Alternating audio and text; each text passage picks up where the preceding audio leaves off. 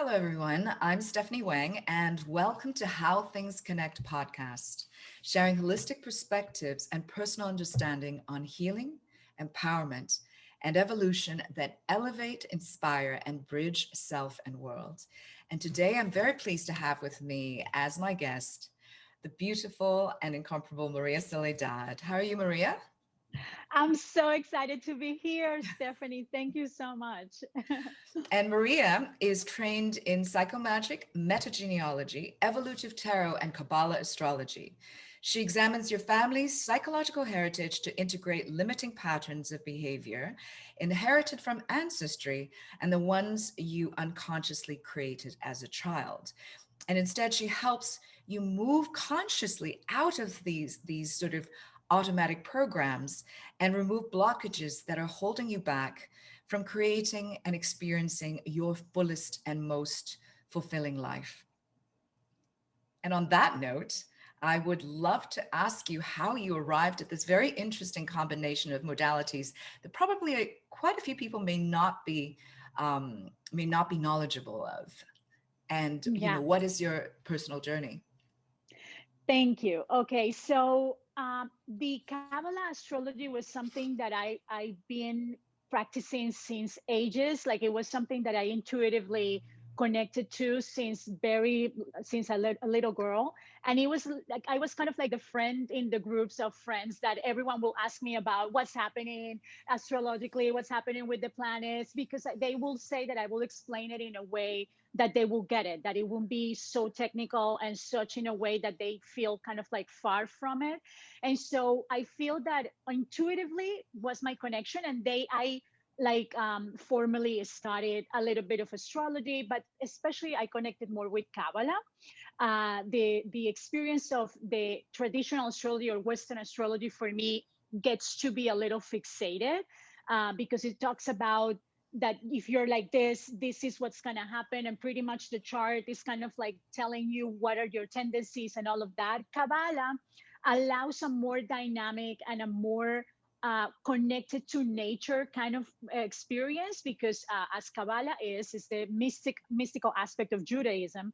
So it's kind of like connected with the seasons, with what happens in nature is the same that is happening in me. The moon is growing, so something in me is growing. The moon is waning, so something in me is waning. It's kind of like working with a place that you can connect to it in the same way that I connect to tarot.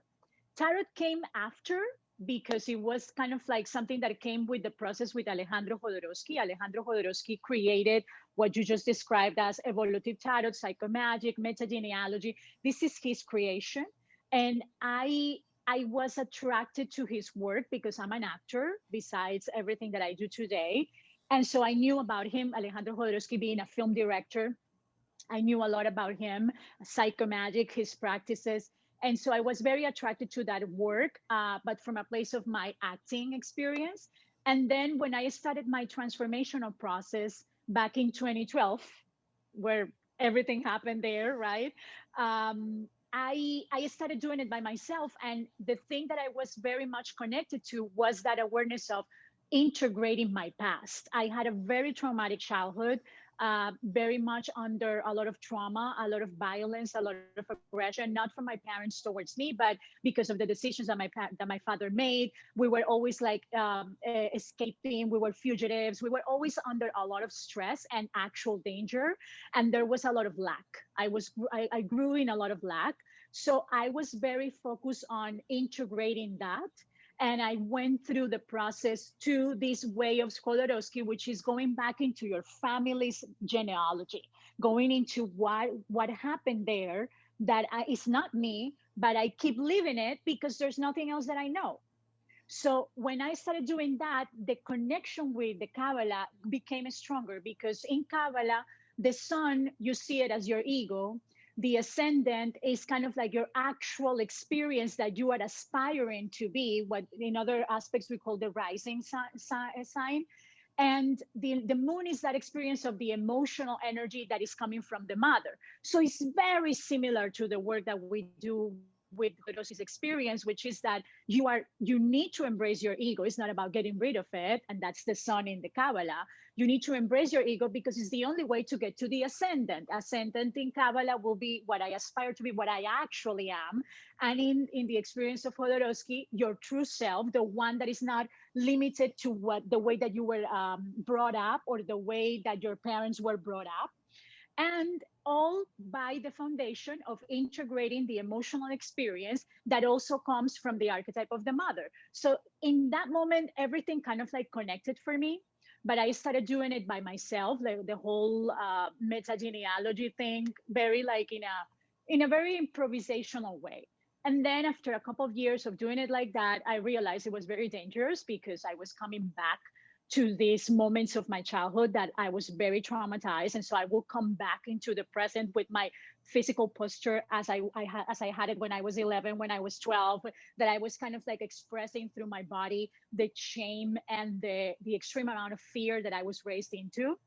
And so it came out of the blue, an email coming from the Jodorowskys that they were deciding, idea of Cristobal, his son, deciding to teach for once in a lifetime the experience of metagenealogy, evolutive tarot, which is the tool that they use for metagenealogy, and Psychomagic, the practice.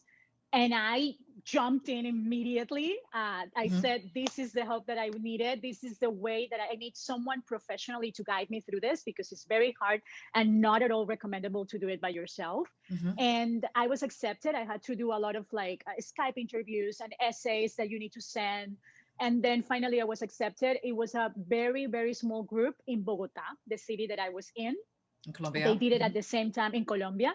They did it at the same time in Paris and in Bologna, in Italy, and also in Mexico.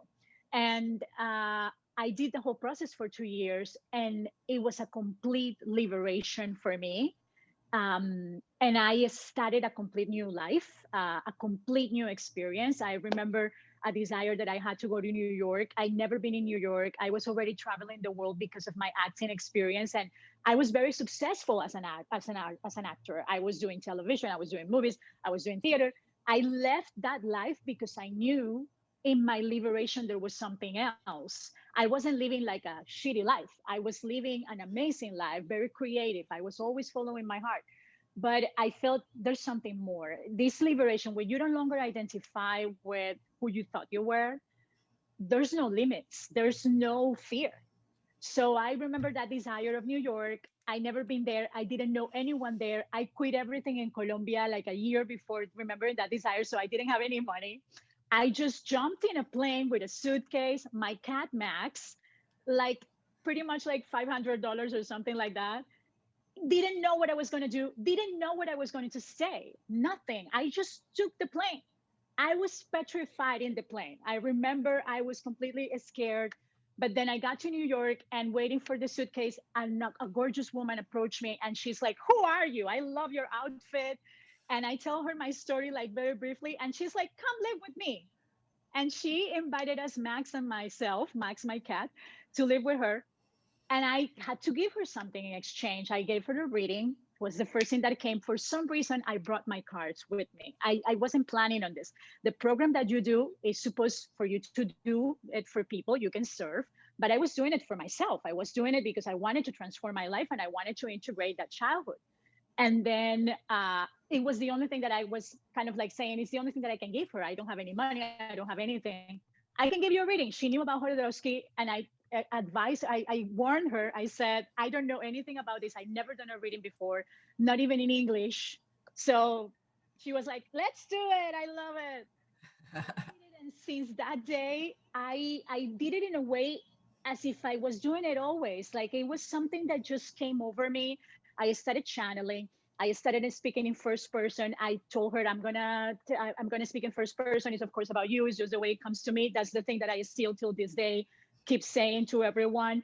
And when I opened my eyes and I asked, how does that make sense? She was crying. She was like, wow, you really touch a chord here. This is something that I've been thinking. This is something I've been feeling. I wasn't able to articulate it. She started recommending me with a lot of people in New York. And since that day till today, everyone keeps coming, everyone who knows about it brings more people, and I couldn't be more excited and passionate and thankful about this experience. So it's something that I've been growing into, and my entire life is a testament of that. I live the work, I Mm-hmm, breathe the mm-hmm. work. I live in that sense of liberation. I live in that sense of integration and in that sense of complete awareness of who we really are. So that has been my journey so far.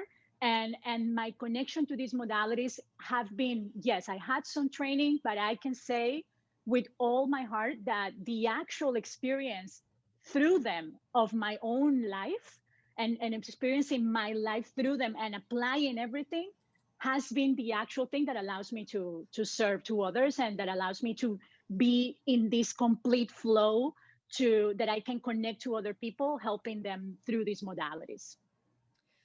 Thank you. Wow. As I was listening to your story, Maria, it's there's so many things that just came up for me, right? Because you started off explaining and sort of describing the different modalities like metageneology, psychomagic, Kabbalah astrology, evolutive tarot. But what struck me from what you said was that the way that you met and you experienced and you learned these modalities, the way that they're taught is very much about integration. It's very much about integrating masculine and feminine. So it's you receiving this information and embodying it, right? And then coming up with your own, through living your life, Exactly. embodying and practicing everything that you've learned. And in so doing, you've actually become your purpose, right? Because you're like, okay, hey, I did not have a terrible life before I was successful. You know, I've always been a successful actor and I've traveled the world. And then you get to the point and you're like, wait, but I'm being called to study these things. I'm being called, and you listened. And so much I feel of what people need to hear is that having that trust to really listen to yourself, because you're not actually listening to everybody else out there. People are saying all kinds of stuff every day to us on media, social media, friends, whatever that's happening around in the world, but there are certain things that we feel called to, and those calls are, how do I say this, powerful and yet subtle at the same time. And if you don't Yeah. listen to them, you really miss out. So you did, and you trusted it. And there's that aspect, right, which I just wanted to highlight. And the second thing is that you know, the idea of change as a constant, because you didn't say like, all right, great, I I came into New York, I just trusted, I got on a plane, lo and behold, this woman showed up, and you trusted that person and you trusted yourself to give that reading, because you easily could have said, oh, no, no, no, why don't I cook for you instead, or Yeah. walk your dogs instead for 2 weeks, or something like Totally. that. But you know, you could have, but you basically gave of yourself what you had received, right? And that to actually step into that unknown is actually to chart one's course and to live one's purpose. And I think there's a very big difference between, you know, people feel that, oh my God, I'm stuck in what I do, and until I figure out what I want to do next, I cannot stop doing what I'm doing. And that's a yes and no, because that may be partially true, but at the same time, if you don't step out to the unknown and follow that little voice that keeps nagging at you, you'll never know. And when you step into that, then everything gets revealed, and you have to do that to get out of your own, to break open the box, so to speak, right? And the, if anything, the discipline and the training is to know that it is unknown, and it is Mm-hmm. normal to go into the unknown, which is exactly, you know, what you were talking about, and how you sort of lived your life.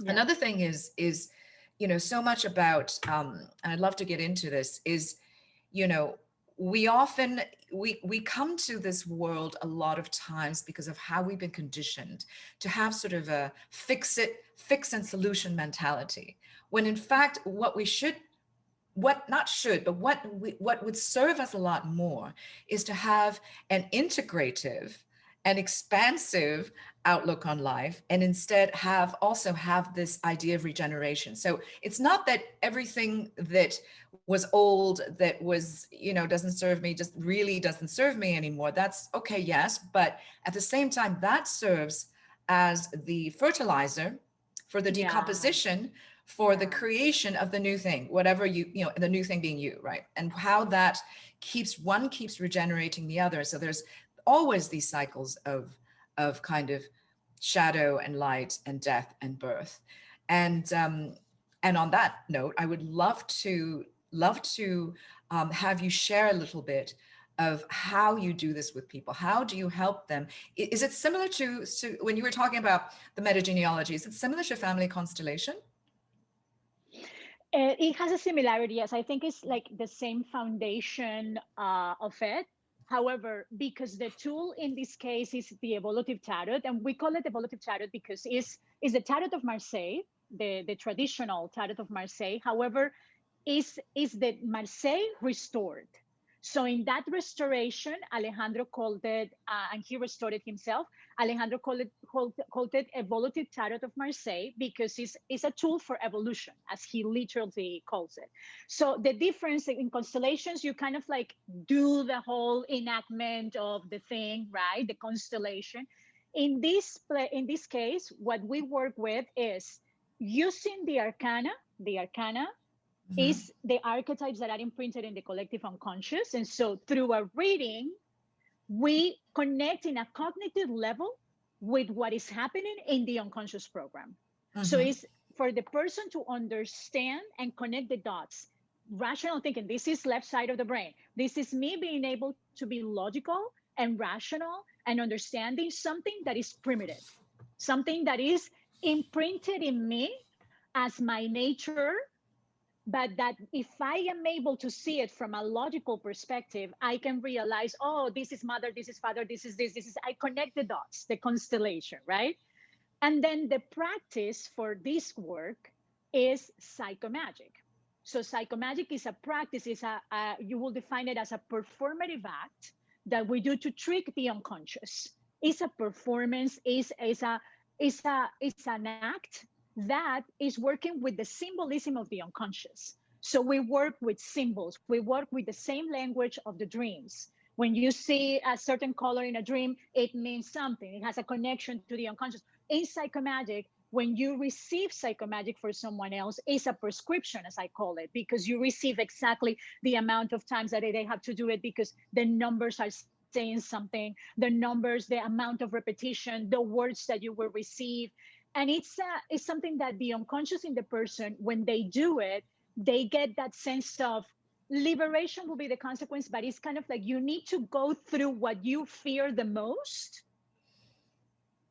The unconscious doesn't know if it's real. The unconscious thinks that you're actually going through it, that you're actually living that experience. That is the thing that you have forbidden in your genealogical tree. And after doing it in this symbolic performative act, there's a sense of you dying to that aspect of yourself and then moving into what you really are. So it's a lot of what you're saying. I love the word that you use, fertilizer, because in this work, we are not ever saying we need to get rid of that. This is not me. I need to change that. This is something that doesn't serve me in a sense of I need to just forget about it and fix it, as you were saying, right? No, we call it integration because it's taking care of every aspect of me. Nothing is going to get rid of, nothing in this existence dies. Everything transforms. Nothing dies. Nothing, we cannot kill a pattern.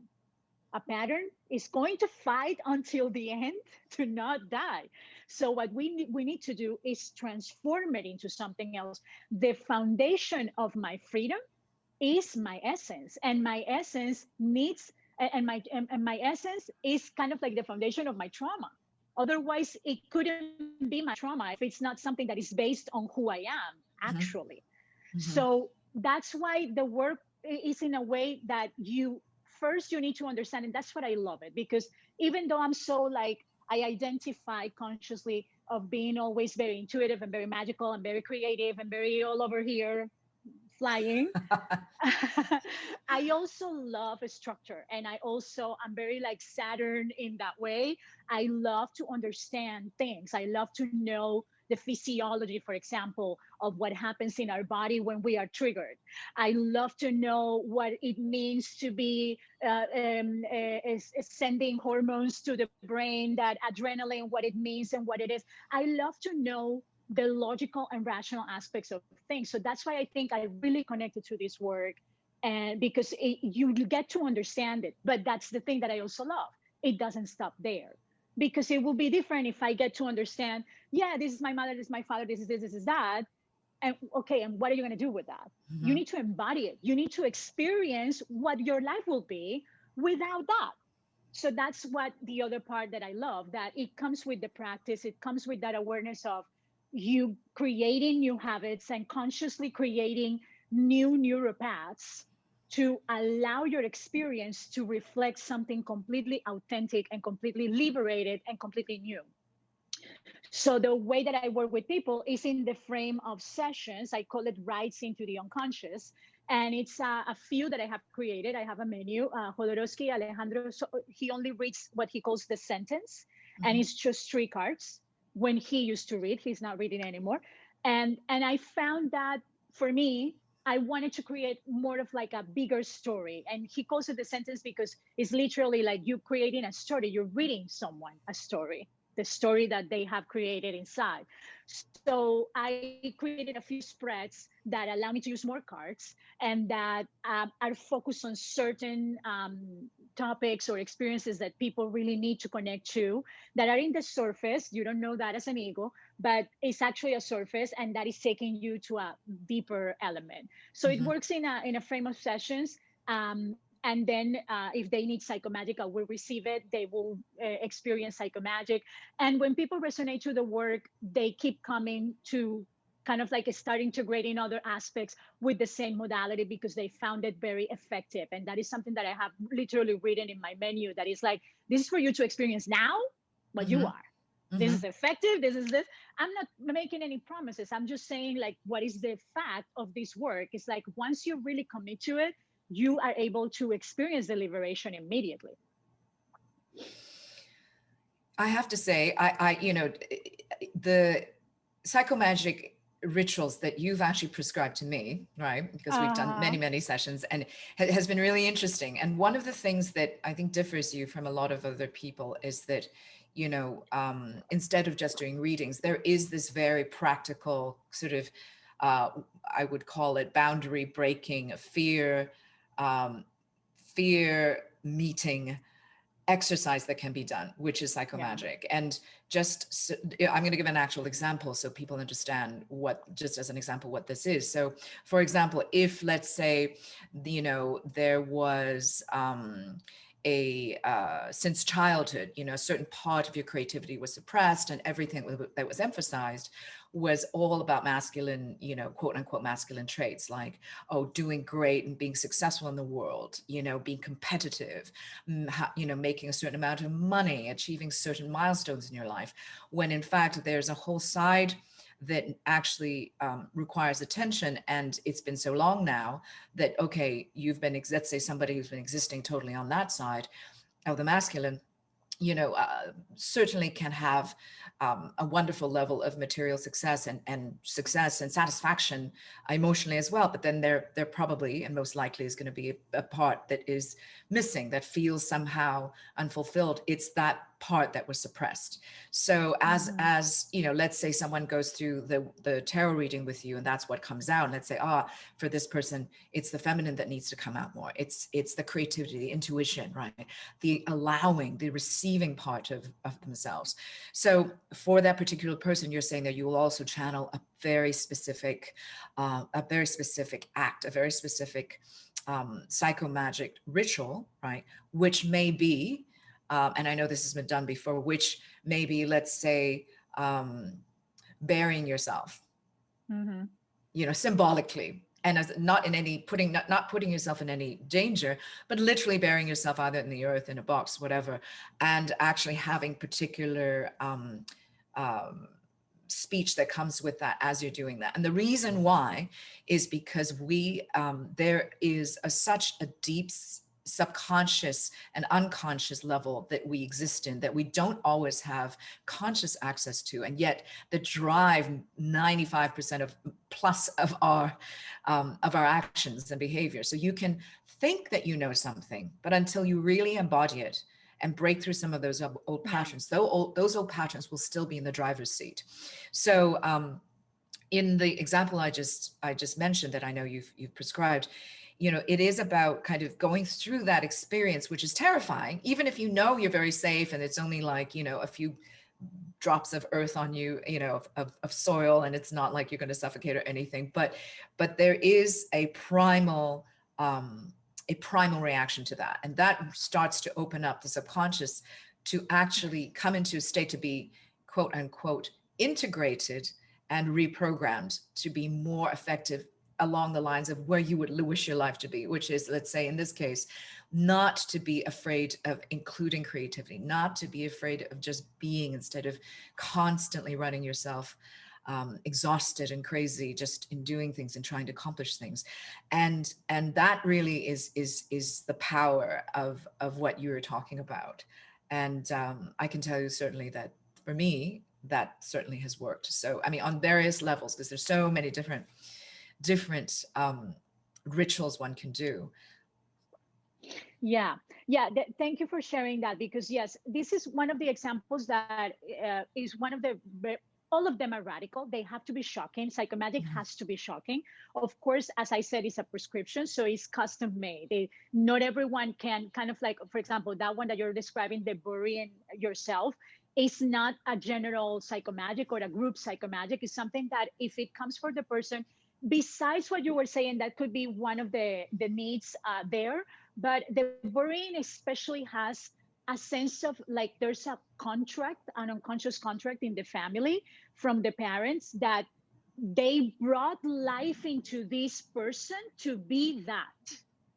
So the burying comes as in you need to die literally to that person that they wanted to be alive. So the actual you, the one that actually wanted to come The without whole you, impositions, right? the whole you, exactly, the one that doesn't have any imposition, that is not because of my mother projection or my father projection, can be born.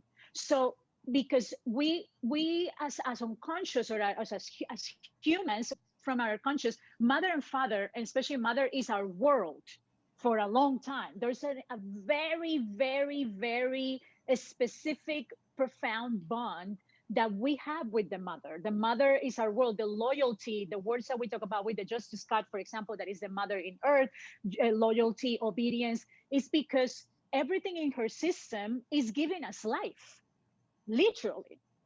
And our entire world is that. So whatever she is going to impose in us, or she's going to project in us, is life and law for us. It's like my law, and nothing can be done outside of that. And also in the father is the hero, is the archetype of the hero, is the archetype of everything that I am supposed to aspire to, and that I am going to be able to feel valuable or not, in connection to the relationship with that. So when there's a specific projection from them that the life that they created was supposed to be this, and it's you're not that, right? The burying comes very handy, because you need to die to that. But it's not something that you can prescribe like that. It's just something that, according to the session, according to the person, according to what comes in, Right. you receive it. So in that sense, the psychomagic has always to be has to be always very shocking. And it's exactly what happens, is what you said. It triggers aspects of ourselves that are the ones that are so primitive, that are the ones who have us repeating. Our actual fear is not to actually not be what we're not supposed to be. Our actual fear is to not be a part of the family. Our actual fear is to stop existing. The ego's most bigger fear is to disappear. Because for the ego, being myself is being this thing that I'm supposed to be according to According the to someone tree. else. Right. Exactly. According to the genealogical tree that needs me to be that in order to grow. There, we call it in the family, there's always a flag, there's always a knot. There's experiences that created the tree, but in the unconscious of, we call it the agent of change. Once in a two generations comes an agent of change, an individual that comes with the possibility to wake up in such a way that they can integrate parts of the tree. Mm-hmm. The tree is going to grow even bigger. It's going to be completely liberated. We are liberated. When I integrate something in me, I'm integrating for 4 generations before me and 4 generations after me. I'm integrating my mother, even if I don't even talk to her. She's going to Yeah. receive the healing if I do it in myself. So it's kind of like realizing that program that we live in. Then so that's why we need to make a shock, and we need to go back to that primal that you were saying. Even if you know that this is not for real, there's a moment of panic that I feel that I'm gonna asphyxiate, that I'm gonna Mm-hmm. actually die. All of that, that has to happen in Psychomagic. The ones that I have done myself, always there's a moment that I really feel, my gosh, I'm gonna die. I call it the stroke, right? You're gonna get a stroke. I'm dying, I'm dying, I'm dying. But if you're able to go through that, Mm-hmm. that moment of keep going, keep going, keep going, you're in another place, and then you are like, oh, why didn't I do it before? It was amazing. It was so easy. I didn't know it was going to be that easy, because there's no actual fear. It's just that we have that experience in us. And what you were saying is beautiful. Our actual natural is change, is Mm-hmm. movement, is flexibility, is It's openness, is transformation. expansion. Mm-hmm. Yeah. And so it's just conditioning. And when you were saying before the experience of someone that has been more masculine, that masculine that you were describing is conditioned masculine. Mm-hmm. Divine masculine is trust and presence. It's a completely different thing. When someone is in the overbalanced masculine energy, is because they Yes. are under the conditioning of masculine, not And that necessarily is a very the, important point, actually. That is a very yeah, important point, because otherwise we're just still putting on, we're doing the same thing. We're actually putting on a exactly. particular interpretation about what masculine is and what feminine should be, either in either place. And absolutely what you're saying is about going into the unknown. And in fact, the more we go into our fear, the fear becomes our motivator. The fear becomes a signpost for us that tells us we're actually getting to the truth. We're getting to what Exactly. we actually need to go towards. And that is something that is always very helpful to remember. It's not something where we are necessarily taught. And Mm-hmm. that is in itself, a huge guiding light in many ways. I want to take what you just said, because Mm-hmm. it's very important and kind of extrapolated to where we are at today, right? Because if here we are talking about the individual, but then what does our world comprise of? All of us individuals. So the psyche, whether they are global, geopolitical, socioeconomical conditions that we're seeing, they are still a reflection of all of us in Mm-hmm. collective. And these, you could say, universal laws, these particular ways of how we grow and how things evolve on this planet in this particular dimension, is about actually coming into that fear, meeting that that unknown, right? And I feel like collectively we are going through so much fear at the moment, right? And this is by the way, not, I think we have a short memory. We forget that this is actually only one of the many, many crises we have gone through. It happens Yeah. to be specifically, okay, it's not the ice age coming, or it could be, God forbid, but like a new ice age, but it's not the ice age or, meteor or something else, but the Cold War, but it's something else right now that is very specific to the flavor of this time. And to understand the way you just interpreted of how we are conditioned as human beings, and therefore how we are conditioned as society, and how certain aspects of those institutions, those structures are no longer really working for us. It doesn't mean that, oh my God, we have to destroy all of it and then start from scratch. I love the Buckminster Fuller way of putting things, which is that, it's about building that new place, that new sense of where the center of gravity is, so that you move away. Everybody moves naturally, not everybody, whoever chooses to moves away from that old paradigm into the new paradigm. And that alone, in that embodiment, by living it, like you so succinctly said, by living it and embodying, we are then creating the future we want. We are not sitting here waiting for someone else to do it, because that's not going to happen. If we want it, we create that reality, right? And we step into it. And I'm not being grandiose. I'm not at all. I'm being actually very, very practical.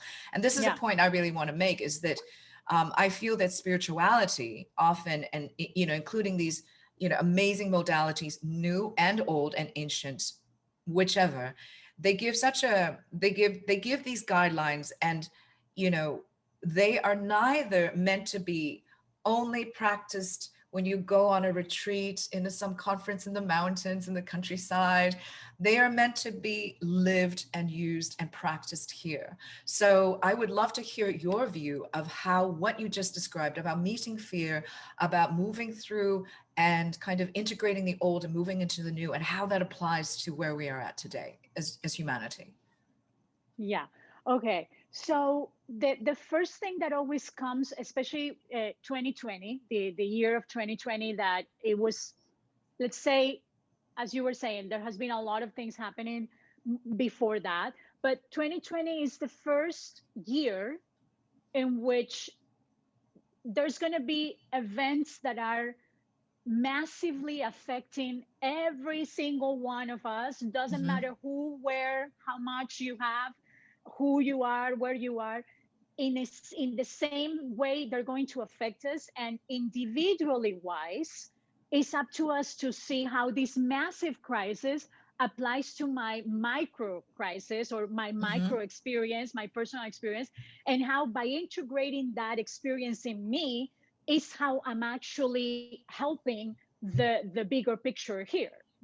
So what I mean about the first of the events is not, I'm not predicting that it's going to be 1,000 more of them. No, I'm saying that it's a three-dimensional physical event, like something that happened physically, that everyone see, that everyone can touch, Yes. that everyone can Yes. smell, that is like reality, as we call Mm-hmm. it, right? um, and everyone can experience it, because we've been having a lot of events already, but they are not necessarily something like everything that happened in Mm-hmm. 2020, right? Mm-hmm. So in that sense, what this is asking us, from this perspective, and using everything that we're talking about today around the work, is that I will be able to integrate something outside of me the more that I can connect to what the experience outside is for me. So, for example, we had a virus this time, right? It was a virus that came and it started creating a pandemic, and there was first of all, the major consequence was quarantine. Everyone had to kind of like retreat to their homes. That meant a completely different thing for everyone else. That moment in which we are all forced to be still, to Mm-hmm. not do. Mm-hmm. We come from a consciousness that has been focused, and this has an astrological explanation. A consciousness that has been focused on materiality. For the last 200 years, every grand conjunction, which is the connection in between Saturn and Jupiter in a specific sign, has been in Capricorn or in an earth sign. Every other earth sign. So what that means is that consciousness is focused on materiality, on producing. The industrial revolution happened with one of these grand conjunctions. The experience of accumulating, working, no pain, no gain, working hard, all of that is what we were born in, that consciousness, right? In a consciousness in which my value is based on what I do and how Mm-hmm. much I do, and the more that I do, the more that I am. And the more that I am is kind of like these power dynamics that existed over, I say in the past, because I am already at least in a consciousness in which those dynamics are crumbling apart. But the power dynamic was, someone is always above, someone is always below. Mm-hmm. And even if I am playing sometimes that I am above, if I play above, at some point I'm going to be below as well. Like it's always, that's duality. You Right. cannot play just one side. If you're Right. playing one side, the other side is going to happen to you as Well, well. and you're You're going always to in the same experience that. game. And you're always in the same Exactly. game. Yeah. Exactly. It's like this snake that is biting its own tail. It's like you're always Hmm. kind of like coming back to that experience. So it's like that power dynamic was having us in a place in which I am more or I am better because I do all of this. This is a very imprinted aspect of ourselves. It's like we grew with that. We have it in our DNA. It's pretty much that. So it's focused on that materiality, focus on this is reality, this is the only thing I exist, nothing else happens, right? This year was the last year of that focus, Hmm. 2020. Since the new the last great conjunction was Saturn and Jupiter in an earth sign in Aquarius. This happened before. This happened 1980, 1981. We had a great conjunction in Libra, in another Hmm. earth sign. But it was kind of like a slip, right? So Hmm. there's people born into that great conjunction. I'm one of them. I have Saturn and Jupiter in Libra. And it's like we are going to be focused more on that experience of life that we don't see, that Hmm. experience that is kind of like behind the scenes, that experience that we doesn't necessarily feel that someone is saying I'm going to be if I'm doing this it's going to be impactful because I can see it because someone is saying you helped me a lot, but I'm working always from a different place. And this is the explanation. I can stay here and send you energy, and I know that I'm doing as much as if I was there with you in physical, in my person right there with you. Hmm. This Hmm. is the way that I work. This is the way that the focus is going to be on right now. So it's kind of like we are shifting that awareness into something that it has to do with working more together as a whole, Hmm. which is one of the other things that quarantine and all this experience of 2020 brought us into, realizing that doesn't matter what I am, doesn't matter who I am, I'm experiencing the same thing that you are experiencing over there in New York. I'm experiencing the same thing here when it comes to my circumstances and my reality. There was a moment in which both of us, we couldn't be able to go out. We were not supposed to go out. If I protect myself, I'm protecting you. If I Hmm. take care of myself, I'm taking care of you. So that completely shifted something. So from this approach that we're talking about, if I can stop focusing on that broad reality, it's not that I'm ignoring it, never, because Right. everything is part of the whole. I'm not Absolutely. ignoring it. But if my main focus can be what this reality is creating a reflection in me, the way that I see it, and this is all 101 perception. Perception is not coming from a place of honesty necessarily unless we exercise it. Because perception is based on what I think, what I feel, what I understand, what my beliefs are, what my experiences have been. I'm going to see a glass, but depending on my own story, I'm going to see a certain kind of glass and I'm going to experience glass in a different way than you. Hmm. If I can question myself to just see the glass and question if what I'm seeing is actually the glass or not, but is my perception of it, I open a space that is the not knowing. Hmm. That's the space that we need to connect to because, as we saw, we don't control anything. Nothing. The illusion of, it's always been an Absolutely. illusion. Control. Hmm. Control has always been an illusion. But if there's a moment that is more clear than ever, it's now. We don't control anything. Hmm. Before quarantine, I thought that if I needed some food, I just go out and take it. No, now I can't. Or at that point of quarantine, I was kind of like, okay, I need to wait. I need to go one time a week and do the whole grocery shopping. I was doing that already, let's say, to as an Hmm. example. So it's kind of like for me, it really wasn't anything that different, actually, quarantine and all of that. I was already in an experience of life that is very much in a stillness, in Hmm. experiencing the simple of things. And so that is what the fear and confronting the fear that we're talking about is for the mainstream. And it's an Hmm. amazing experience to have because everyone was, as I was saying, forced to stay put and just be with themselves. And I was so excited when that happened, not diminishing at all what the experience can be for everyone, but because I know that if you just stay still, the only thing that you're going to find is God. The only thing that you're going to find, and I'm saying God as a word of power that refers to our true essence, that refers to love, consciousness, universe, whatever you want to call it, energy, divine intelligence, whatever it is. I love to use the word God because it has a lot of power. But the only thing that you're going to see when you sit down and just be with you is you, and you are love. So that is something that if we connect this work or what we're talking about with this is allow ourselves to connect with the nature in us that is flexible and open to what we don't know. It's in what we don't know that we realize our actual selves. It's in what we don't know that we realize potential and growth. Everything that we are doing today is something that before we didn't know. We just said it with my story, my brief wrap up of my story in New York, like at the beginning of the story. I never done a reading before.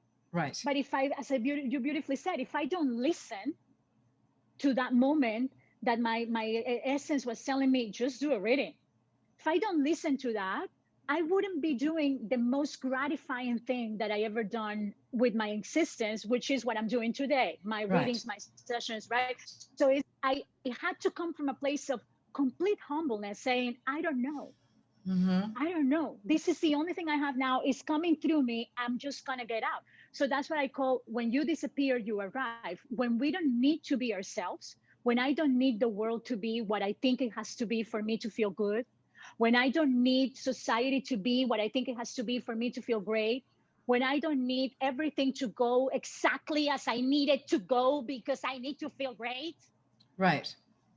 Allow a complete aspect of myself that is more essential, more true than anything else to show up freely and naturally. And that is where we are moving as humanity today. It's never anymore going to be only about myself. Never.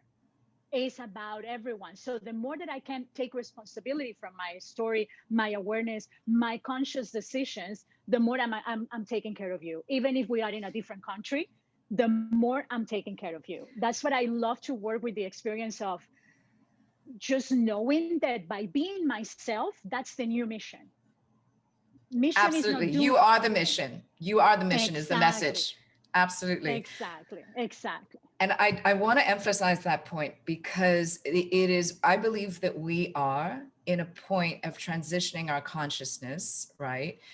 Given all the events, it's just one is kind of a result and a cause and effect of the other, in that we are now able collectively, en masse, to have the opportunity to perceive beyond duality. And what I mean by that is that even though what we're witnessing is more polarization, right? And more, it seems because of the noise that's out there, that there's more of these people against those people, groups against each other.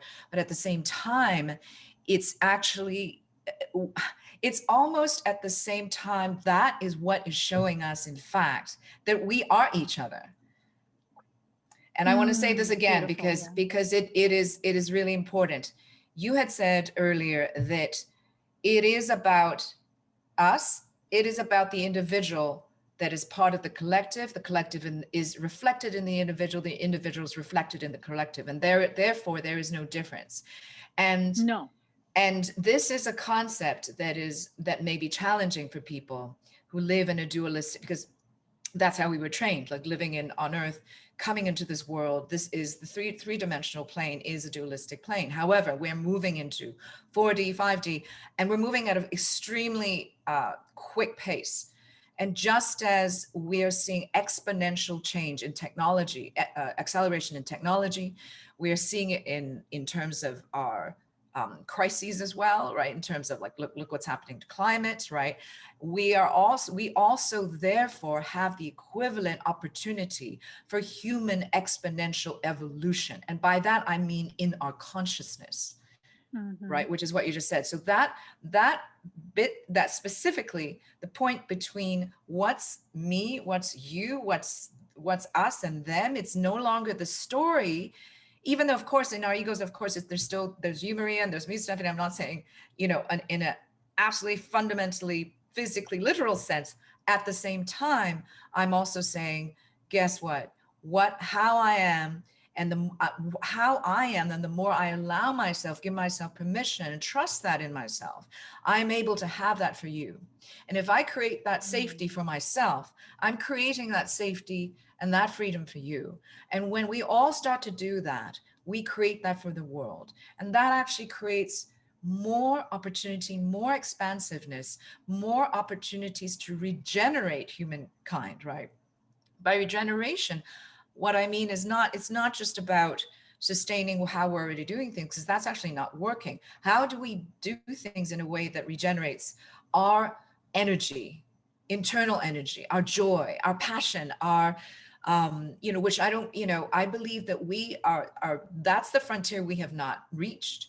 We are barely able to be in physical health homeostasis, let alone emotional, psychological how do I say this? Having that feeling of completeness and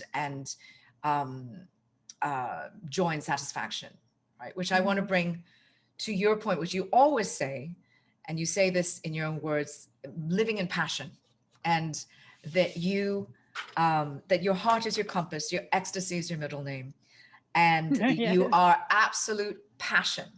Because coming with authenticity, which we were just talking about, that honesty and the courage to be honest with oneself, the courage to make those moves and to kind of go into the unknown, comes that incredible liberation and joy. And I really, and this is something I would love to talk about, because it's something we absolutely need to focus on, and we forget to, especially in times of crises or when we're like feeling very challenged. So I wanted to ask you about that, and Yeah. what your practice is in that.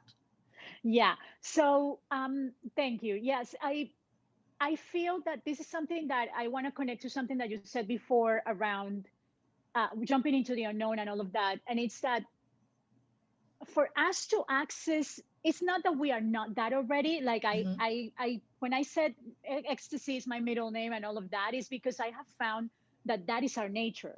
Like Mm-hmm. my experience, everything that I share here, everything that comes through me is something that I have gone out and experienced myself, and I went through it and I died and I was born again, right? So I'm not talking about something that I read or something that I just know. No, I went through it. So that's why I come with all the passion of it, Yes. because I went through it, sweat, blood, everything in it. So I have found that our actual nature is ecstasy, is all. Is this childlike experience of everything is new, everything is wow, and I can be wow, this is a new thing, and then I see another one, and oh, I don't even care about this one, there's no attachment. I go into the other one, wow, that's also amazing. I make the most out of it, and then another one comes along, and I don't need to stay with this, and I don't need to accumulate. I'm resurrecting all the time. It's the experience of ascended master Jesus, as in resurrection. It's that Mm-hmm. I'm never accumulating anything. I'm just Mm-hmm. new to everything. So in that sense, I have found that our nature is ecstatic, is complete. Oh, it's like that. If we just be who we are, if you're just being who we are, that is the only way that we are going to feel. We don't need anything to happen around us. We don't need any specific, there's no condition. Condition will be that I need this to happen when I get there, when I have this, when I do Mm-hmm. that. Mm-hmm. No, It's that nothing flow. can. It's Mm-hmm. just exactly. It's just flowing here and being here, and I don't have any reason, right? This is something that I have found. Is also something that I have experienced, even in that kind of like very traumatic, very cinematographic childhood that I had. I was always in this kind of like eternal enthusiasm, and I feel that was my connection to creating this motivation of I need more, I want more, because that was the ticket, that was the channel for me to get there. As Mary Magdalene, for example, pleasure is the ticket. It's like this Mm-hmm. kundalini experience of when you connect to higher states of consciousness, that pleasure gives you that, and creative energy gives you that. You realize God, you realize who you are.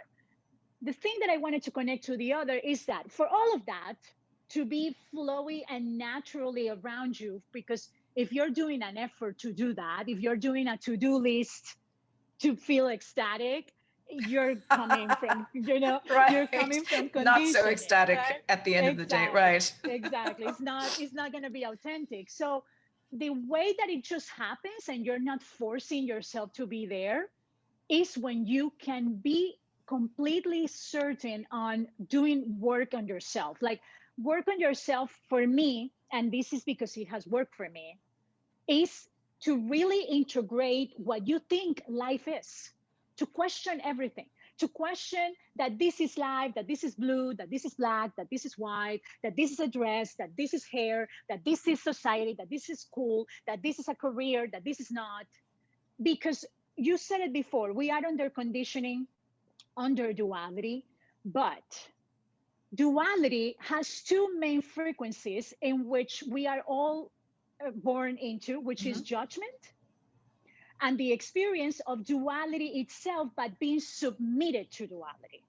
So it's judgment is when I am making something be what I think it is because of what I am, not allowing it to be what it is. Mm-hmm. So as we Mm-hmm. were saying before with the glass, it's a glass, but if I am on judgment or submitted to duality, I'm going to see the glass in a way that is based on my story or my conditioning and not allow the glass to be what it is. When I can do that, the only way that I can do that is when I can connect judgment and connect it to or transform it into discernment. Judgment is a still conditioning, and this is the Mm-hmm. main conditioning that we are in. And when we can just connect just Right. judgment, realize it, transform it, and realize what it actually is, the higher octave of judgment, which is discernment. Mm-hmm. I still choose because, as you were saying, ego is part of ourselves. Stephanie, Maria Soledad, we are completely different. We are unique. We are much needed, each one on our own. And we honor However, that. Right. exactly, and we need to honor it because Mm-hmm. we need to choose. We need an ego to choose. Otherwise, Of it will be course. only love and perfection. I need to be able to choose because I need to express something that only comes through me, right? Mm-hmm. But that is the ego that we need to leave alone. The ego that we work with is that is under duality, that is in the connected to the reptile brain, to the amygdala, that is the one that is saying this is the genealogical tree, let's keep doing the thing exactly as it is, right? So in that sense, if I am able to work on those basics of embracing duality, which is what fourth and fifth dimension are kind of like the consequence of, is like embracing Mm-hmm. duality is that I know this is the game, but I am not connecting value, Right. identity, It's not good or anything bad. in me Mm-hmm. exactly to Mm-hmm. what I'm seeing outside. I know this is something that is happening. I have a response to it. I can allow it here in my experience or not. However, I'm not identifying with the emotions or the thoughts that I can experience out of that. Emotion, energy, emotion is for me to move forward. So if I can become an individual, that's the only way that I can become a part of a community. Exactly. Being an individual is that I am not anymore these preconceptions and these, because it's all fear, it's all frequency of fear. Only then is when I'm so empty, I don't need to be myself, that the actual me shows up naturally. I always use the example of, I call it the four, like right before my liberation, I used to feel I was always over the top, eleganza, extravaganza, kind of like more a drag queen than anything else.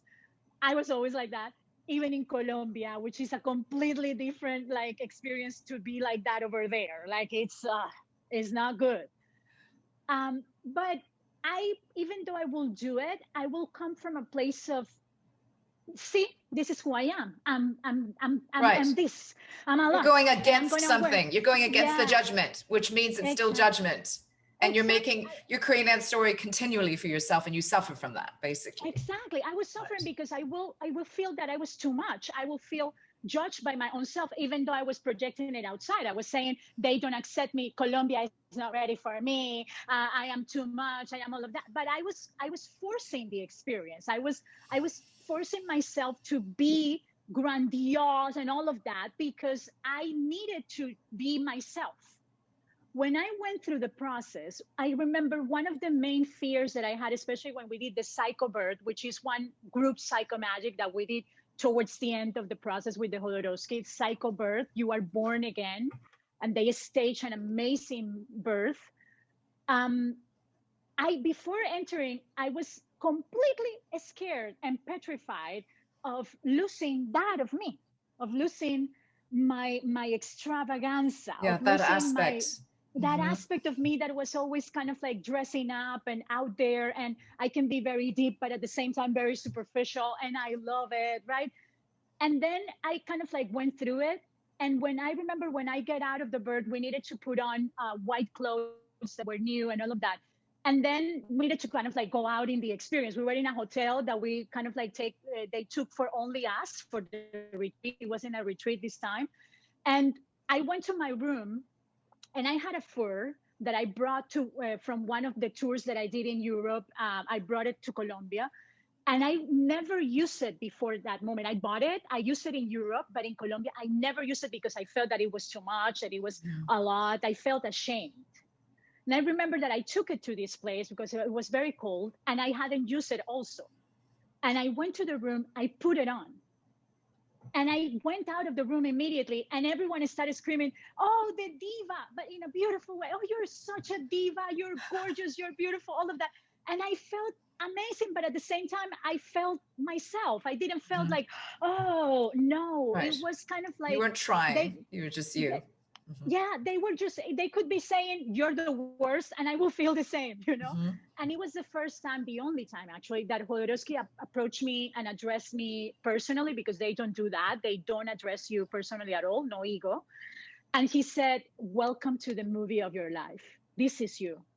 This is you. You're not suffering anymore." So this is my point, is when I let go of my need to be that, even though that was my essence, I was pushing it because I was under conditioning. When I was able to let go of that and say, okay, I'm going to sacrifice it. When I went into the cycle, okay, if it's not there when I come out, I'm good, but this is bigger and I'm just going to go for it. When I was able to sacrifice it, it came out in a complete natural way. So that's my point. We need to be able to sacrifice what we think we are. Otherwise, the ecstasy or the approach to it is not going to be authentic, and it's going to be forced, and it's going to be me pushing, having to be ecstatic, even though it's part of my essence. What I talk about when I say ecstasy is my middle name, is that I literally cannot do anything more. Despite whatever I want to do, I still feel like that. Of course, there's days that I'm not necessarily jumping around, but I enjoy not be jumping around. I approach it with the same love and acceptance that I will approach, right? Being jumping around and doing something amazing. I approach the someone sending me a text saying, "That was a great session, thank you so much," as someone not sending me any text and not saying anything. I approach it in the same way. It's everything is God, everything is part of the experience, and everything is whatever I want it to be. So I lovingly suggest, when it comes to what's the practice, as you were asking, allow yourself to really connect to who you are. Allow yourself to really go through the process, whatever is your way, whatever is your path, whatever is the way that is going to work for you, to go into those places that you feel, as you were beautifully saying, when fear is the signpost. I call it our old friend. It's our oldest friend. Fear has been with us all the time, and it's an oldest friend, and is if you can just go through it and just kind of like allow it, there's something on the other side that you don't know, yes, but it's beyond everything that you have dreamed of. And in that place, nothing is prefabricated. Everything is organic and GMO free, and everything, it's like everything is just coming out of you, coming out of earth, coming that is out your of magic. Who you are. That is the magic of what you were describing. That is the point that you don't know until you experience. Exactly. There you go. We are incarnated beings. If you don't experience it, you're not going to really know and do anything with it. Absolutely. And how magical and how powerfully you explain that, Maria, and you were able to describe this for people to feel. And even I can feel, even though we're so like continents apart, I can feel your energy. And I think case in point, anybody who's listening to this, anybody who's watching this can have that same experience. And I think in this practice and embodiment of this interview, of this podcast, you've demonstrated that. And it is a testament to the love that you have for yourself and for others. And I want to wrap this up in love and uplifting energy in love, because that is and this is not any kind of Hallmark card love. This is a very practical, this is the practice of love. And what you just described is that courageous practice of love. And by doing that, we are demonstrating the self-love, the love we have for ourselves foremost, right? And because it's not a or but, it's an and the love for each other and for humanity and for our world that we exist in. And it's in that attitude that we create exactly how we wish to move forward in this reality. Thank you so much, Maria. You are extraordinary. And Oh, how, just to end this, how, which I don't want to, but we have to, is how uh, would people find you? What is the best way to contact you? How do they reach you? well, I have a website that I Mhm. love very much, and it's Maria and a little Dash? dash, exactly, Uh-huh. Maria dash soledad.com. And Yes. there you can read a little bit about the work, and also you're going to find a little form to connect. And so I will get that, and I can reach out back with my menu and with every information or any questions that you need to be answered. Yes. Fabulous. And I'll put that in the notes as well so people can find that.